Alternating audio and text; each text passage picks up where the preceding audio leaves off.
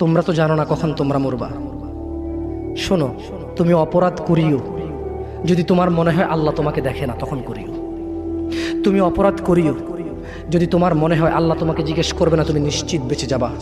তুমি অপরাধ করিও যদি তোমার মনে হয় যে আল্লাহ তোমার জন্য জাহান্নাম নির্ধারণ করবে, আর তুমি আল্লাহকে বলবা আল্লাহ আপনি বললেই হবে নাকি আমি জাহান্নামে যাব।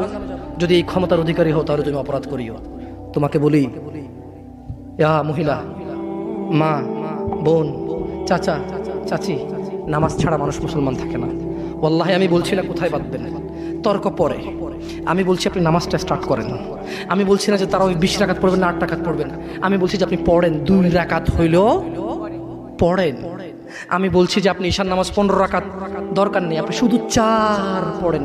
আমি কি বলছি সুন্নত বাদ দিতে? আমি বলছি যে তুমি পড়ছো না, শোনো, ভয় পেও না। ঈশার নামাজ 15 রাকাত তোমার উপরে ফরজ নয়। আমি তোমাকে না করছি না 15 রাকাত পড়তে। আমি বলছি যে তুমি নামাজই পড়ো না, 4 পড়ো। এই 4 রাকাত ঈশা না পড়লে তুমি মুসলিম নও। 3 রাকাত মাগরিব না পড়লে তুমি মুসলিম নও। 4 রাকাত আসর না পড়লে তুমি মুসলিম নও। দেখো, আমাকে দোষ দিও না।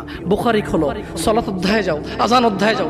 আল্লাহর নবী বলেছে তারা ওরা কাফির, ওরা মুশরিক, ওদের আর আমি মুহাম্মদুর রাসূলুল্লাহ সাল্লাল্লাহু আলাইহি ওয়াসাল্লামের উম্মতের মধ্যে পার্থক্য হচ্ছে নামাজ। সুবহানাল্লাহ।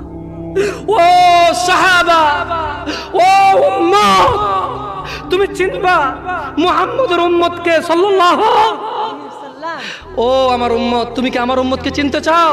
শোনো, তারা যারা আমার উম্মত না, আর এরা যারা আমার উম্মত। ওটা আমার উম্মত, যেটা নামাজ পড়ে না আমার উম্মত।